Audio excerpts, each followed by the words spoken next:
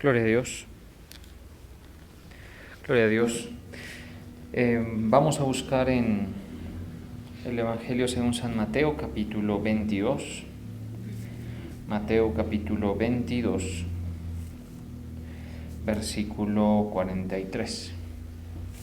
Él les dijo: pues cómo David en el Espíritu le llama Señor, diciendo: dijo el Señor a mi Señor, siéntate a mi derecha hasta que ponga a tus enemigos por estrado de tus pies. Pues si David le llama Señor, ¿cómo es su hijo? Y nadie le podía responder palabra, ni osó alguno desde aquel día preguntarle más. Señor, te damos gracias. Hoy te damos el honor y la alabanza a ti, Señor. Gracias por permitirnos estar delante de ti en esta hora, Señor, porque tú estás en medio de nosotros, Señor, porque tu palabra dice que tú habitas en medio de la alabanza de tu pueblo. Te pedimos que tú nos ministres tu palabra con tu Espíritu Santo en el nombre de Jesús. Amén. Bien, vamos a leer por acá en la Nueva Versión Internacional. Dice así: entonces, ¿cómo es que David, hablando por el Espíritu, lo llama Señor? Él afirma: dijo el Señor a mi Señor, siéntate a mi derecha, hasta que ponga a tus enemigos debajo de tus pies. Si David lo llama Señor, ¿cómo puede entonces ser su hijo? Nadie pudo responderle ni una sola palabra. Desde ese día ninguno se atrevía a hacerle más preguntas. Bien, pues estamos en este pasaje en el que le fue preguntado al Señor Jesucristo un tema por parte de los fariseos, es decir, los fariseos se acercaron y él les preguntó algo, ¿sí? A ellos, porque venían pues haciéndole preguntas acerca de los interrogantes que él generaba, porque él generaba muchos interrogantes, el Señor. Por ejemplo, en pasajes previos, y esto lo estuvimos viendo en unos cuantos cultos antes, si no me equivoco, creo que fue el último. Bueno, pero no quiero errar por impreciso. Entonces, es ese tema que hablamos de la resurrección. En unos versos antes le están preguntando al Señor Jesús acerca de la resurrección. ¿Quiénes? Los saduceos. Estaban preguntando acerca de este tema de la resurrección de los muertos porque ellos no creían en eso. Y entonces, en ese contexto de preguntas que iban y preguntas que venían, con intención pues de aclarar, y también en parte con una mala intención por parte de los saduceos pues y de los fariseos, fue que el Señor Jesús comenzó a cuestionarlos también a ellos, ¿sí? Para medirlos en cuanto a su nivel de conocimiento de las cosas de Dios, que ellos pues tanto ostentaban y tanto, presumían de conocer, ¿sí? Porque como sabemos, los fariseos, los saduceos, los maestros de la ley en tiempos de Cristo eran personas muy entregadas a la labor de estudiar la Escritura, ¿sí? Sin embargo, pues les faltaba mucho conocimiento porque la Escritura está velada para el hombre y solamente por el Espíritu Santo se puede acceder a verdades que hay en ella, ¿sí? Y la fe también es una llavecita que abre la puerta a entender cosas que están escritas, ¿sí? Entonces el Señor en pasajes previos les dice: erráis porque ignoráis las Escrituras y el poder de Dios. Y aquí pasa algo muy parecido, pero Él se está dirigiendo a fariseos, es decir, a gente aún más conocedora que cualquier otro grupo de la época de Cristo. Y Él les habla como quien conoce, y entonces les hace esta pregunta acerca de la condición divina de Jesús. O sea, Él está preguntando algo acerca de sí mismo, a ellos les está preguntando. Les está preguntando acerca de la condición divina que hay en Él, porque como nosotros sabemos, en Cristo Jesús está una integración de lo divino y de lo humano. Cristo nuestro Señor, Cristo Jesús, es Cristo en espíritu y Jesús en cuerpo, y es Jesús humano y Cristo en espíritu. Entonces, ¿y qué significa Cristo? Pues, para hacerlo rápido y ágil, no es otra cosa que Dios mismo, ¿sí? Porque dice, y Él mismo estaba reconciliando al mundo en Cristo Jesús, o sea, Dios mismo encarnado, ¿sí? Son misterios. Yo sé que estas son cosas que exigen mucho, como los marcos que hay en nuestra mente, exigen mucho que nosotros atravesemos por ciertas estructuras mentales para no solo creer esto, sino aceptarlo, ¿no? Porque estas son verdades importantes. Entonces, él está haciendo esa pregunta a ellos. Vamos a leer de qué se trata esa pregunta que les hizo en Mateo 22, 40 y 41. Ahí estamos, ahí mismo. Ese fue el pasaje que citamos, pero unos versos más después. Y ahora vamos a leer el 41.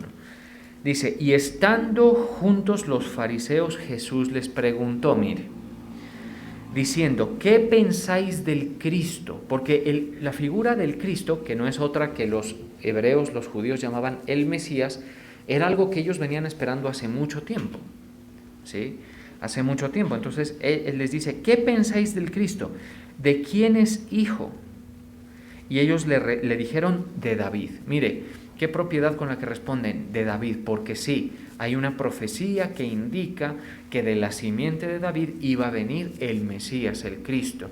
Para que lo entendamos, era el Redentor, el que iba a hacer la labor de exculparnos a todos los que creyéramos con su sacrificio, con su sangre, exculparnos del pecado que nos aparta del Señor, ¿sí? Para ellos era los que lo entendían bien sabían que se trataba de una figura espiritual del Redentor. Job, por ejemplo, Job dice, yo sé que mi Redentor vive, ¿sí? Job sabe eso. Pero los que no entendían pensaban que era una figura política, al igual que David. Un hijo de David debía ser el Mesías, y por eso cuando se le pregunta, dice, ¿qué pensáis del Cristo? ¿De quién es hijo? Le dijeron de David, ¿sí? Es decir, que tenía que venir por la ley de David. Y eso en realidad se dio. Cuando uno lee las genealogías en los evangelios, uno puede verificar, uno puede confirmar que en realidad Jesús, si es hijo de David, en el sentido que José, a pesar de que él no tiene nada que ver con Jesús, ¿sí? Pues lo adoptó como hijo, ¿sí? Fue su padre, fue su figura paterna, carnal, digamos, ¿sí? Mientras estuvo en la tierra, y José es hijo de David, es de la tribu de David, de la tribu de Judá, ¿sí? Entonces allí uno encuentra que en realidad sí se cumple a nivel funcional, pero por supuesto Jesucristo nació virginalmente, eso es algo que nosotros sabemos, algo que nosotros ya hemos entendido. Entonces Jesús les pregunta, a ver, entonces respóndanme esto. Y el problema de altercar, siempre vamos a ver que el problema de altercar con una persona que conoce mucho más es que a nosotros no nos va a defender un argumento simplemente porque lo demos nosotros. A veces en la ignorancia, en la falta de conocimiento están los argumentos débiles, y con una persona que sabe se van a caer. ¿Estamos de acuerdo? Los argumentos débiles, con una persona que sabe. Por eso usted no se deje meter esos golazos que hay en la sociedad de argumentos de la falsamente llamada ciencia, porque hay gente que cree que sabe, pero no sabe. No pueden soportar los argumentos verdaderos basados en evidencia de la Escritura, porque la Biblia es un libro muy, pero muy probado en todos los sentidos, proféticamente, arqueológicamente e históricamente, esas tres componentes. Y entonces ellos están discutiendo con el Señor, mire, en un sentido pues de diálogo, y les dice, entonces, a ver, dice, y ahí es donde citamos, Él les dijo, pues como David en el Espíritu le llama Señor, si es hijo. Mire qué cosa. Y así, mis hermanos, hay muchos misterios en la Escritura que no es hasta que Cristo viene que son revelados. ¿Estamos de acuerdo? Que uno llega a entender. Entonces, si los fariseos creían que era hijo de David, ¿cómo es que David, inspirado por el Espíritu Santo, y ahí está la razón por la cual la Escritura es nosotros creemos que es palabra de Dios. ¿Por qué creemos que es palabra de Dios si fue escrito por hombres, por diferentes hombres, sus 66 libros? Creemos que es inspirada por Dios porque creemos que es palabra de Dios porque es inspirada por Dios. Es decir, que personas influenciadas por el Espíritu escribieron, y eso está acreditado por Jesucristo mismo. Es decir, todo aquel, mire, y esto es bien importante, que crea en Jesús, en Jesucristo, para ser más detallado en la expresión que se debe usar, ¿sí? Jesucristo. Quien crea en Jesucristo debe creer en la Escritura, porque Él la acreditó, ¿estamos de acuerdo? Y con la Escritura, ¿sí?, encontramos una herramienta para hacernos sabios para salvación en la Escritura. Entonces, mire, ¿qué dice?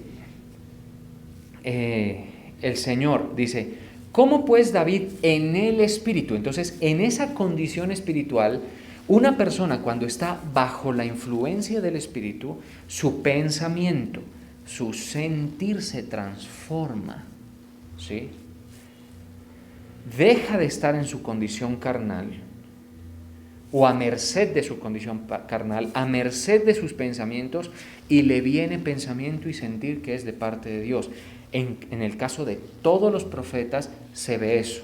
En el caso, por ejemplo, de Moisés se ve eso, que escribió una gran parte del Antiguo Testamento, que bajo el Espíritu escribieron. Y David, mire, escribió bajo el Espíritu, es decir, estando en el Espíritu. Ahí en el 43 dice, ¿cómo pues David en el Espíritu le llama Señor? Diciendo, dijo el Señor a mi Señor. Esa es una referencia, ya les voy a decir, al Salmo 110.1, ¿sí? Eso que encontramos allí.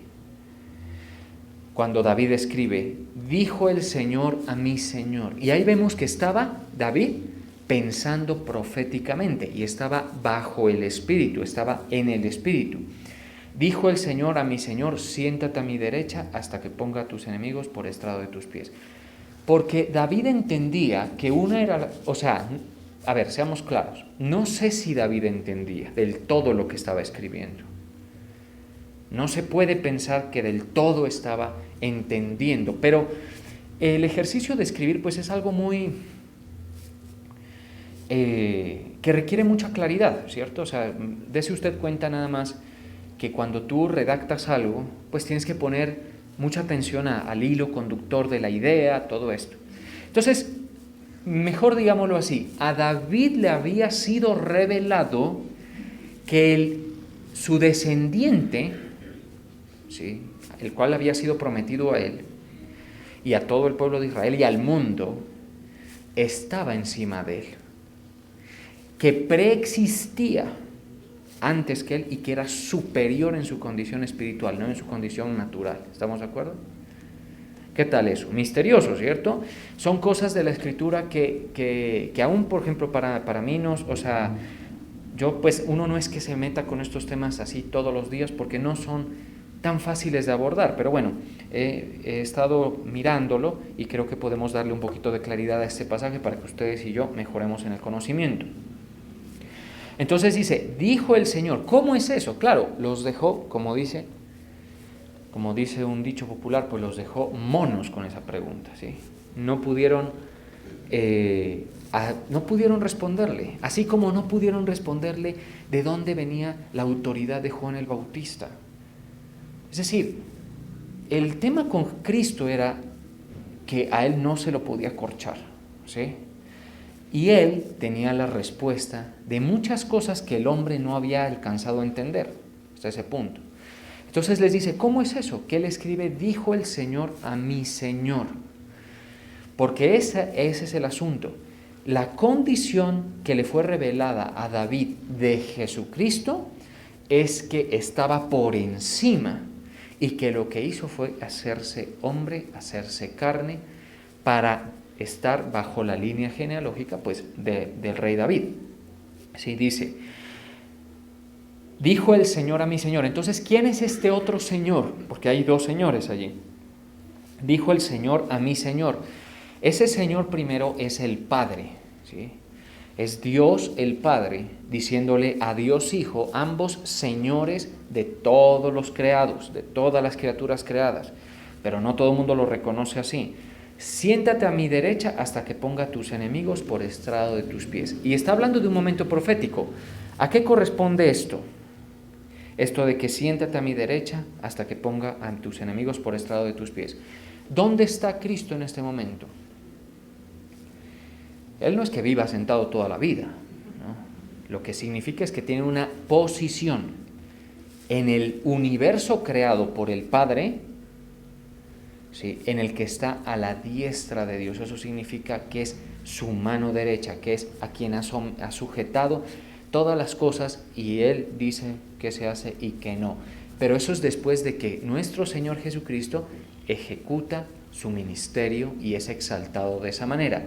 Entonces, ¿por qué no vemos al Señor? ¿Por qué no hay manifestaciones en la tierra tan evidentes, ¿sí?, de Dios? A pesar de que Él tiene un cuerpo como el suyo y como el mío. ¿Ustedes saben eso? Que el Señor tiene, no, pues no es igual al nuestro, pero tiene un cuerpo transformado, pero es como el que tuvo en la tierra. O sea, si Él viniera, lo veríamos, y cuando venga, lo van a ver quienes estén en la tierra. Nosotros no lo vamos a ver porque nosotros vamos a irnos antes con Él, ¿sí? Pero lo cierto es que los que estén en la tierra van a ver al Señor, y dice, y que todo ojo le verá. ¿Por qué no se lo ve ahorita?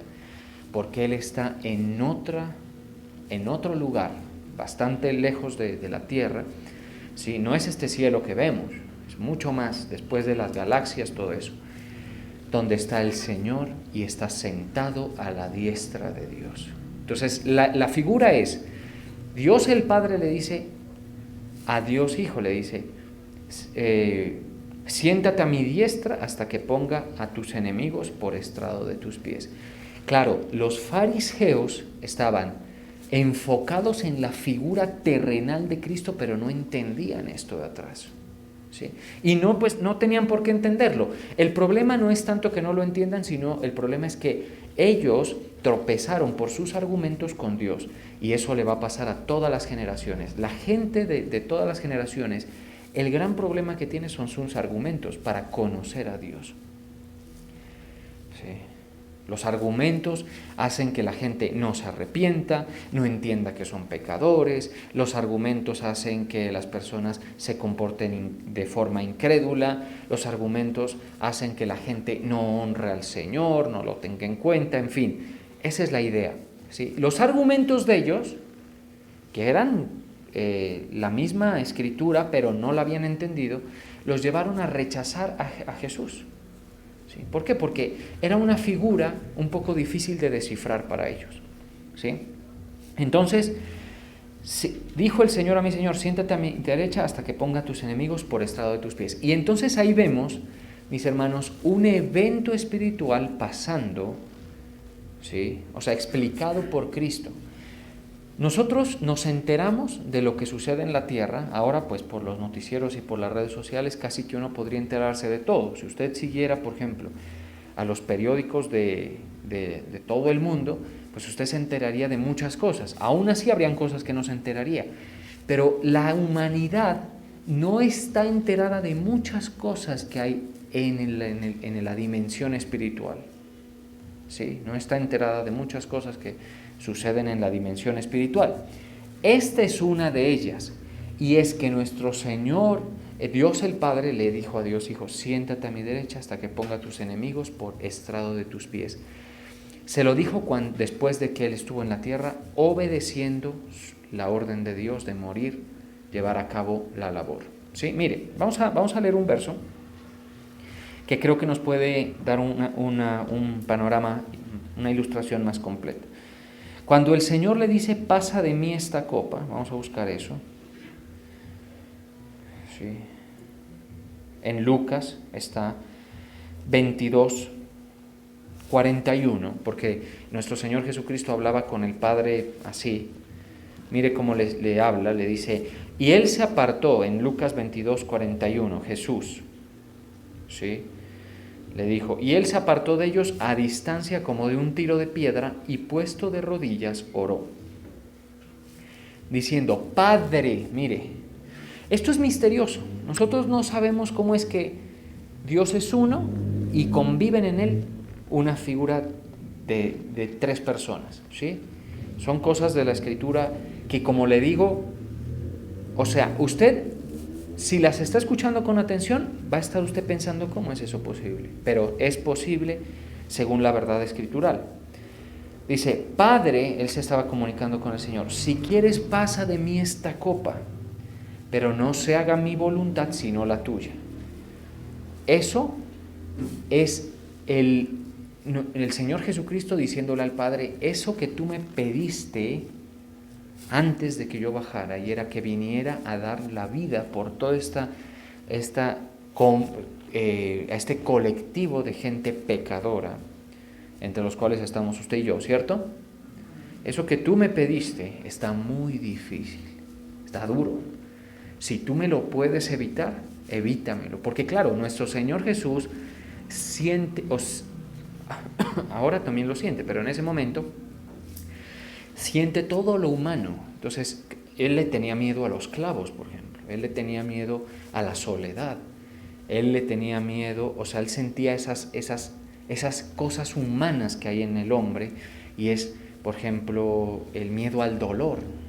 Cuando él alcanzó a darse cuenta, y aparte proféticamente estaba escrito que su muerte iba a ser una tortura más, o sea, superior a cualquier otra, cuando él estaba enterado de eso, y cuando ya llegaba su hora, se estresó tanto, dice, que sudaba como gotas de sangre. Ustedes lo han leído, ¿cierto?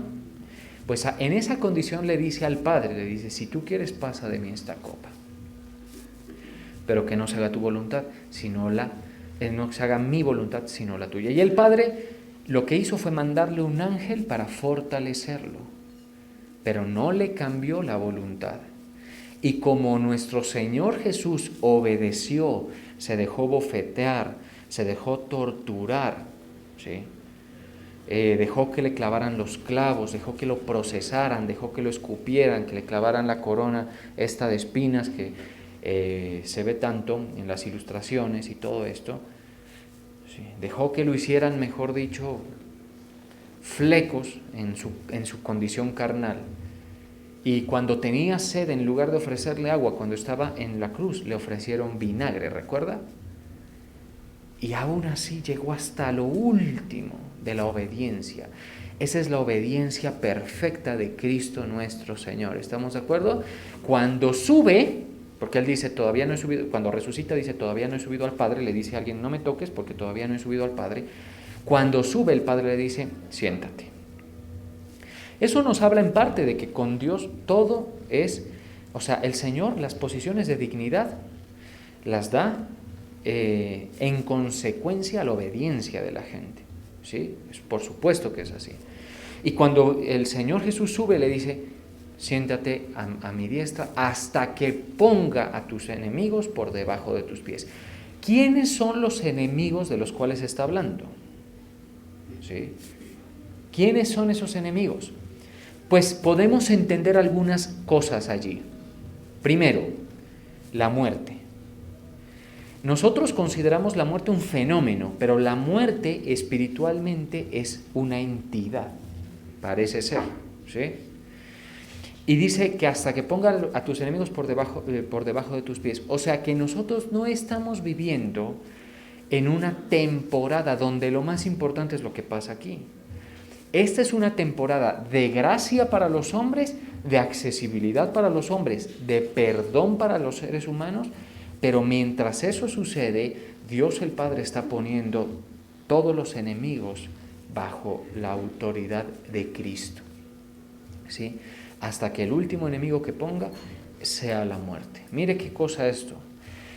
Cuando usted se relaciona con el Señor, usted es un salvo, si ha creído en el Evangelio, si usted ha sido persuadido del Evangelio, si usted se ha arrepentido, y ya sabemos que no necesariamente de sus pecados, eso sí también, pero no es de los pecados que yo he hecho, que mentí, que abandoné, que defraudé, que forniqué, que esto o lo otro, sino de la condición, de vernos a nosotros como pecadores. Si usted es un salvo, usted deja de ser enemigo del Señor. ¿Sabe quién también tiene que ser puesto bajo los pies del Señor, que es enemigo de Dios? Esa es una pregunta también de esas intrincadas. El mundo. ¿Qué es el mundo? ¿El planeta? No. La gente que está en el mundo, ¿sí? Enemigos de Dios también van a ser puestos bajo los pies de nuestro Señor Jesucristo. Aún del todo no está así. ¿Estamos de acuerdo? Y usted me dice, ¿y de dónde saca eso usted? Porque el mundo es enemigo de Dios. ¿Recuerdan ese pasaje? Que no lo vamos a ir a citar porque pues, ustedes ya se lo saben, que dice, la amistad con el mundo no es de Dios, porque todo aquel que quiera ser amigo del mundo se constituye en enemigo de Dios. El mundo es uno de los enemigos de Cristo. Pero usted que ha creído salió de esa enemistad. ¿Sí entiende lo que está pasando? O sea, este asunto nos lleva a ver un trasfondo espiritual mucho más completo de lo que pasa en la tierra. Entonces, usted salió de esa enemistad. ¿De qué manera salió? Por medio de la reconciliación. Bueno, seamos claros, para dejar de ser enemigos, ¿qué toca hacer? Reconciliarse, ¿cierto? Y la reconciliación es algo que se da con la cooperación de las dos partes en cuestión. ¿Sí? O sea, yo, por ejemplo, si yo me peleo con alguien, llámese esposa, llámese hermanos, llámese papá, mamá o amigos, la reconciliación no depende solo de mí. Yo puedo tener toda la voluntad, ¿sí? Pero si la otra persona no quiere, ¿qué va a pasar? Se mantiene la enemistad, ¿cierto? Pues les cuento una cosa. El Señor es enemigo del mundo. Que no se va usted a convencer de otra cosa. No va a creer que Él está encantado con lo que pasa aquí en el mundo. ¿Recuerdan la palabra que leíamos la otra vez que dice cosa fea y espantosa es hecha en la tierra? ¿Sí? No va a pensar que Él está... No, Él encantado y que todo lo que en la tierra sucede le gusta, no. Él tiene una enemistad severa con el mundo. ¿Sí? El mundo no lo reconoce, la gente está engañada, lo confunden con cosas a Dios, no lo honran, no lo obedecen, quieren hacer su voluntad. Y ahora vemos el mundo en una actitud cada vez más alevosa, cada vez más soberbia en contra de Dios, planteando esas ideologías todas contrarias a la verdad de Cristo, como el aborto, como las ideologías de género, como todas estas cosas que la gente quiere que se acepten como normales, ¿sí? Pero no son normales y no están bien. Pero no solo eso, todas las veces que hay mentira en la tierra, celos, contiendas, todo eso hace que el mundo esté en enemistad con Dios. Pues el Señor dice, yo los amo a ellos, a pesar de ser mis enemigos. Mire, por eso es que el Señor Jesús les decía, amad a vuestros enemigos, pero eso nadie lo puede hacer, solo Él, ¿estamos de acuerdo? A pesar de haberse puesto en una posición en contra de mí, les voy a mandar, yo me voy a disponer a la reconciliación y tengo que resolver el problema que nos hace estar separados, el problema del pecado. Lo voy a resolver. ¿Cómo? Con expiarlos eternamente y para siempre. ¿Cómo? La sangre de un inocente que no ha cometido ningún pecado, que tenga altísimo valor, tiene que ser derramada por los pecados de ellos, por las mentiras de ellos, por los falsos testimonios de ellos, por los abortos de ellos, por los homicidios de ellos, por todo eso. Entonces manda al Hijo y el Hijo muere. Ahora, para reconciliarse usted debe creer esto. ¿Estamos de acuerdo? Pero si no se cree, no se reconcilia. ¿Sí? Pero entonces ya el Señor reconcilió a los que han creído. pero la enemistad contra el mundo sigue. Por eso dice, por tanto, salid de en medio de ellos y apartaos, dice el Señor, y no toquéis lo inmundo. En lo que nos está diciendo ahí en ese pasaje es, ustedes deben vivir una vida apartada del mundo, ¿sí?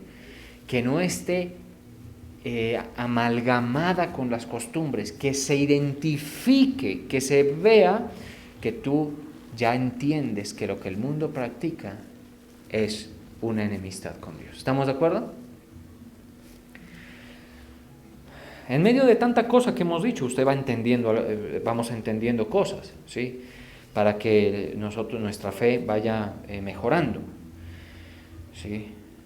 Y entonces, esa reconciliación excluye a algunos quienes crean, pero el Señor quiere que sean todos, ¿sí? El Señor quiere que sean todos los que escapen de esa enemistad, los que salgan de esa enemistad. Pero para que eso suceda, tiene la persona que creer todo lo que el Señor le está hablando. ¿Estamos de acuerdo? Que está basado en la Escritura. Mire lo que dice por acá en otro pasaje.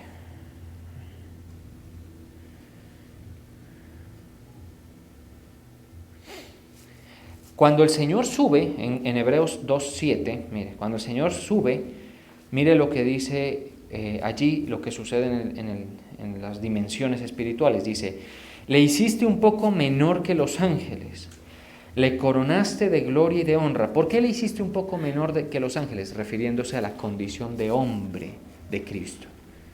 Por eso es que el ángel lo fortalece a Jesús. ¿A quién estaba fortaleciendo el ángel? ¿A Cristo o a Jesús? A Jesús estaba fortaleciendo. El alma del Señor, que se veía intimidada por lo que iba a enfrentar. ¿Estamos de acuerdo? Porque parte de su obediencia fue hacerse, él mismo se dispuso a hacerse menor que los ángeles. Porque los ángeles no están sujetos a lo que usted y yo estamos sujetos. Ellos no tienen miedo a las alturas, no tienen miedo, como nosotros, tanta cosa que tenemos, ¿no? Le dice, le hiciste un poco menor que los ángeles, le coronaste de gloria y de honra. Eso ya fue cuando subió. Y le pusiste sobre las obras de tus manos. Ahora sí, tú gobierna, y esto tiene que suceder un proceso hasta que todos tus enemigos queden debajo de tus pies. Un enemigo ya lo mencionamos, ¿cuál es?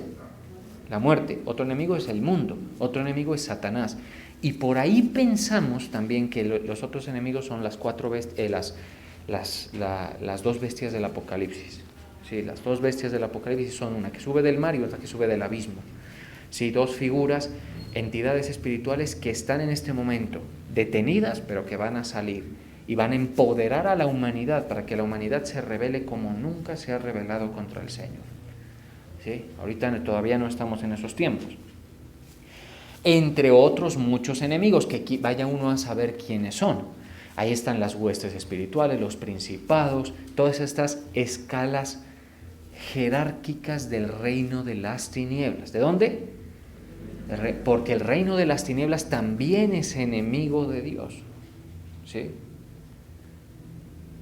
¿Qué cosa había? Mira, entonces dice, lo pusiste sobre las obras de tus manos, todo lo sujetaste bajo sus pies, bajo los pies de Cristo. Pero el escritor de Hebreos explica, pero en cuanto le sujetó todas las cosas, nada dejó que no sea sujeto a él. Pero todavía no vemos que todas las cosas le sean sujetas. ¿Ya vemos que todas las cosas le sean sujetas al Señor? Mire, el apóstol habló y en esa prédica que sería muy bueno que la escuchen, habla de la reconciliación, habla de todas estas cosas muy con el insight, con la perspectiva mucho más madura, mucho más profunda que la que yo estoy indicando. Dense una vueltica por esa prédica de hoy en la mañana. ¿Sí? Es bien importante. Porque ahorita no vemos que todas las cosas le sean sujetas. Es más, el que quiere se revela. Mire, en la humanidad hay gente rebelde contra Dios. ¿Sí? Caín fue uno de ellos. Y de ahí para abajo muchísimos. Nabal fue otro. ¿Sí? Los amalecitas se rebelaron contra Dios. Más adelante los de Edom se rebelaron contra Dios. Cuando Dios les dijo, deja pasar a mi pueblo, no van a tomar ni siquiera un fruto de tu tierra, pero déjalos pasar hacia su destino. Edom dijo, no pasan. ¿Sí? Es decir, el ser humano está en enemistad con Dios, ya lo hemos dicho varias veces, pero no vemos que todavía las cosas le estén sujetas. Eso es en el Antiguo Testamento. Ahora, en el Nuevo Testamento, quienes se han reconciliado con Cristo, ¿sabe cuál es la consecuencia de eso? Que se le sujetan al Señor. ¿Puede una persona nacida de nuevo no estar sujeta a Dios? ¿Seguiría en la misma enemistad? Pues su carne sí va a seguir en la misma enemistad. Sus deseos sí van a seguir en la enemistad. Por eso tú quieres hacer cosas que van contra la voluntad de Dios. Por eso tú quieres pecar, por eso tú tienes pensamientos que cada cual sabe cuáles son. ¿Estamos de acuerdo? Tú te preguntas ¿por qué? Porque tu carne sí sigue en esa enemistad. ¿Sí? Pero si de verdad has creído, tú no. Tu espíritu y tu alma ya no desean eso. ¿Estamos de acuerdo? Ya no lo desean. Y entonces ahí se da el conflicto. Pero ya no lo desean. Lo que quiere una persona reconciliada con Cristo es sujetarse a Él. Y de eso hablaba el apóstol. ¿Sí? Sujetarse al Señor. Porque entonces, ¿cómo se explica que una persona... O sea, ¿cuál sería la diferencia entre los enemigos y los reconciliados? Si ninguno se sujeta a Dios. Hay que estar sujeto a Dios. ¿Estamos de acuerdo? Tú tienes en tu carne cualquier cosa, sentimiento, deseo, que cuando tú lo analizas, tú vas a darte cuenta que es en enemistad con Dios. Ahí están los egos, la vanagloria de la vida, los deseos de la carne y los deseos de los ojos, el pecado, la concupiscencia, algunos por robar, otros por fornicar, otros por matar, otros por, hacer torcidos, cualquier cosa, es esas cosas que suceden allí. ¿Sí? Esas pueden seguir estando. Pero tú vas a identificarlas y por eso es que dice la Biblia, llevando cautivo todo pensamiento a la obediencia a Cristo. Esto es, por donde lo agarremos, nos va a dar tema para hablar, por donde lo agarremos. ¿Sí? ¿Cuál sería la diferencia entre un reconciliado y un enemigo? Que el reconciliado, su condición carnal no se quiere sujetar, pero la condición espiritual sí lo reconoce al Señor y le dice, Señor, hágase tú, me someto a tu propósito, a tu plan, lo que tú quieras que yo aprenda, lo que tú quieras que yo haga, lo que tú quieras el camino que yo debo tomar. Y ese es un camino que todos nosotros debemos transitar. Es más, para usted gozar de la amistad con Dios, sujétese al Señor. Les acabo de dar una perla, ¿sabe? O sea, si usted quiere gozar de la amistad con Dios, busque su voluntad, busque su reino.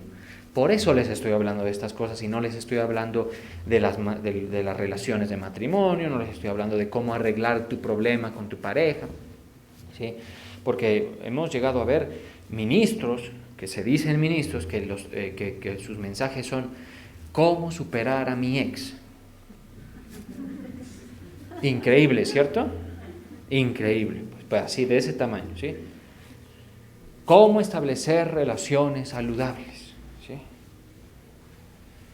Quiten esa basura, hermano, désenla a los mundanos, ¿estamos de acuerdo? Miremos a Cristo, sujetémonos a Él.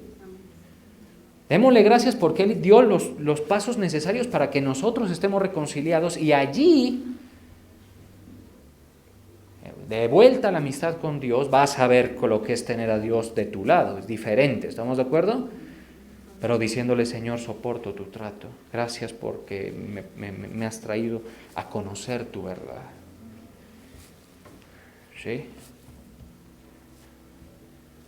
Si tienes un hijo rebelde, sujétate tú al Señor. Y tienes que saber que puede ser que tu testimonio le sirva a Él para que conozca y se reconcilie con el Señor. ¿Estamos de acuerdo? Pero si no, ¿no? Sí, si estás herido en tu corazón, todo eso, reconoce que el Señor tiene el control de todas las cosas y que tienes que humillar y decir, tú eres el que abre puertas y el que cierra puertas, el de las oportunidades, eres tú, Señor. Gracias por darme. Mire, ¿sabe lo primero que debemos hacer nosotros para potencializar la amistad con Dios? Es todos los días darle gracias porque nuestro nombre está escrito en los cielos. A ver, aquí levanten la mano los que tienen su nombre escrito en los cielos. Bueno, algunos así como será que todavía no sé.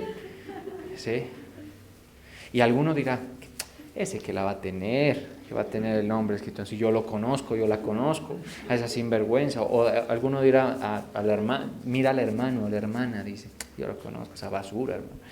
Te viera cómo es en la casa. ¿Sí?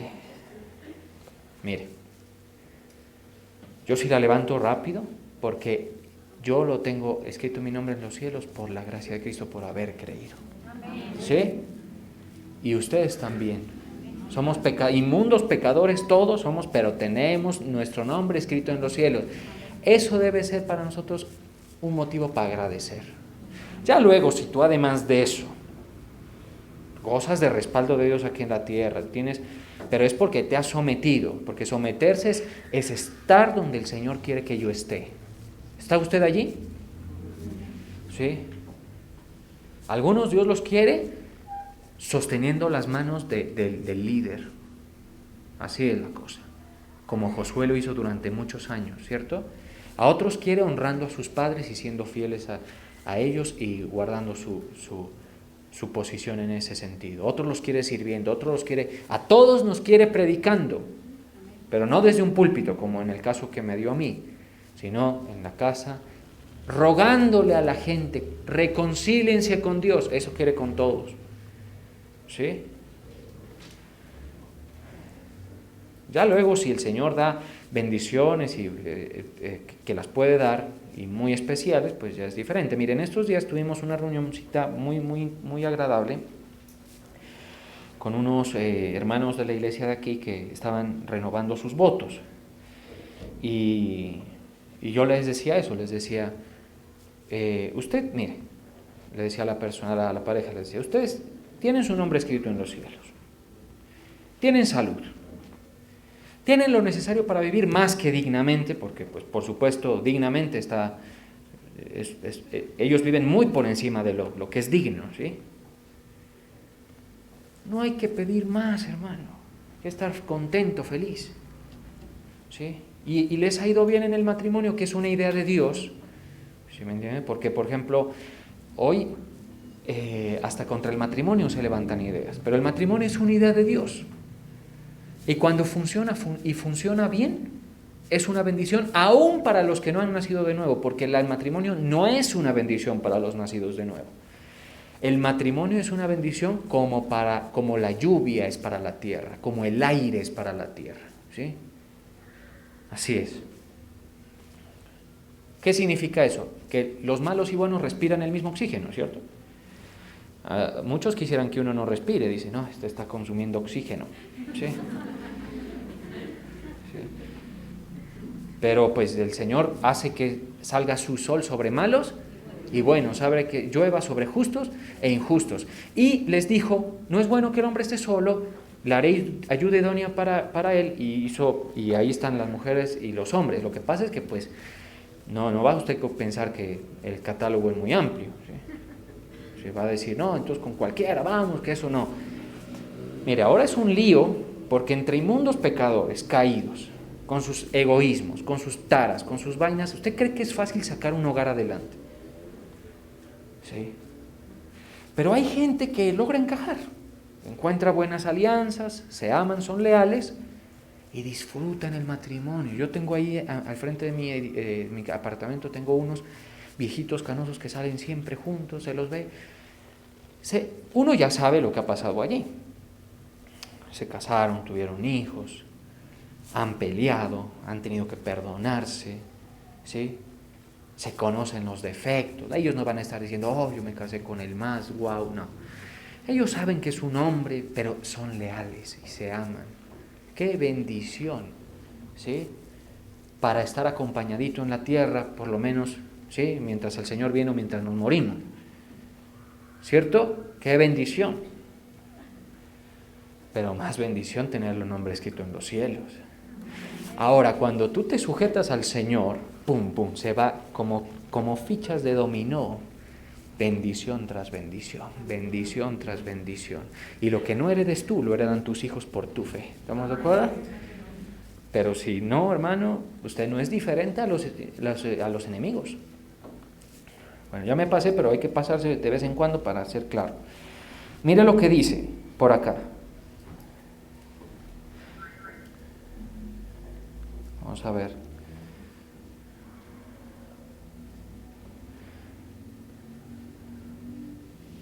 En Colosenses 1:20. Vamos a leer Colosenses 1:20, un poquito antes. O sea, hay que ver el cuadro completo, porque es que a veces nosotros vemos, o sea, nuestro problema, nuestro foco, esto es algo más grande que uno. Y si tú logras entender estas cosas, lo que el Señor está haciendo al hacer lo que está en Efesios 2, pero no vayan a Efesios 2, yo solamente se lo cito. En Efesios 2:1 dice, y Él os dio vida a vosotros cuando estabais muertos en vuestros delitos y pecados, en los cuales anduvisteis en otro tiempo, según el príncipe de este mundo, según el príncipe de la potestad del aire. Sí. Eso era lo que éramos nosotros, enemigos. Pero ahora mire, 19. Por cuanto agradó al Padre que en Él habitase toda la plenitud.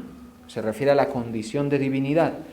Y por medio de Él, de nuestro Señor Jesús, reconciliar consigo todas las cosas, así las que están en la tierra como las que están en los cielos, haciendo la paz mediante la sangre de su cruz. Él lo hizo.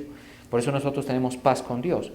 Y a vosotros también, si necesitaban pruebas de que éramos enemigos, mire lo que dice.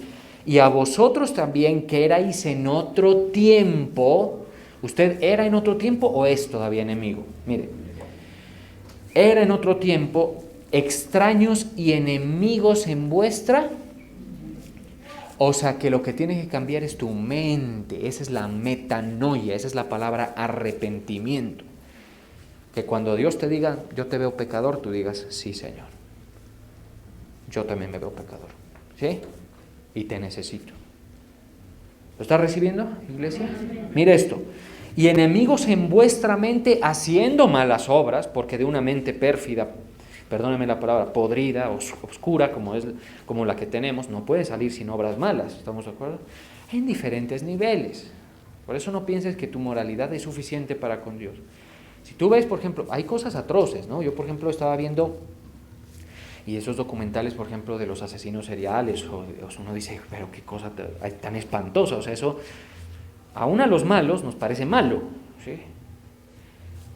Claro, eso Dios lo abomina y seguramente tiene su especial castigo y retribución eterna, pero Dios abomina muchas de las cosas que hay en nosotros, lo que hay en nosotros, lo que hay en nuestra mente. Enemigos en vuestra mente haciendo malas obras, ahora os ha reconciliado. Por eso tú tienes que asistir a la iglesia e ir cambiando tú. Porque tu mente, si la dejamos así como al principio, digamos, hagamos de cuenta que ya usted creyó el Evangelio y así. Usted va a creer ese aspecto, lo ha creído, pero su mente va a seguir en las proyecciones que venía de enemistad. Ahí es donde uno tiene que irlo educando, ir dándole a la gente herramientas para encajar en este nuevo propósito de Dios. En su cuerpo de carne nos reconcilió por medio de la muerte para presentarnos santos y sin mancha irreprensibles delante de Él. Si en verdad permanecéis fundados y firmes en la fe. Eso sucede si en verdad permanecéis fundados y firmes en la fe y sin moveros de la esperanza del Evangelio, sin moveros de la esperanza del Evangelio que habéis oído. ¿Cómo se cree el Evangelio? Porque nos han hablado. ¿Sí? O sea que lo que tú estás oyendo es bien importante. el cual se predica en toda la creación que está debajo del cielo, del cual yo, Pablo, fui hecho ministro. Entonces, bueno, mientras eso sucede, que los enemigos de Dios son puestos debajo de sus pies, nosotros estamos aquí en la tierra y, por ejemplo, el diablo anda suelto, es enemigo de Dios. El mundo es enemigo de Dios y tú eres un reconciliado. Entonces busca las cosas de Dios y deja todos tus asuntos en sus manos y vas a ver cómo te lleva poco a poco, cada vez mostrándote que Él no es tu enemigo, Él es tu amigo por la sangre poderosa de Jesús. Amén. Vamos a orar.